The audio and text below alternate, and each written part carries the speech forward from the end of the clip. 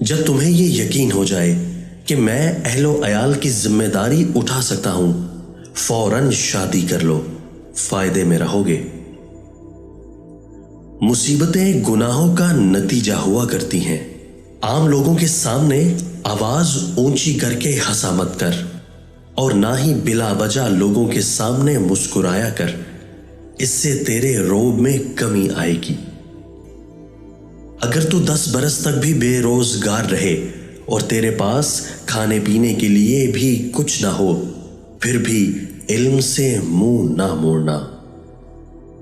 لوگوں کے ساتھ محتاط میل جول رکھا کرو، کیونکہ معلوم نہیں کون شخص آپ کے پاس کس رنگ میں آ جائے۔ 3 چیزوں کو ہمیشہ چھپا کر رکھنا: دولت، عورت، جائیداد۔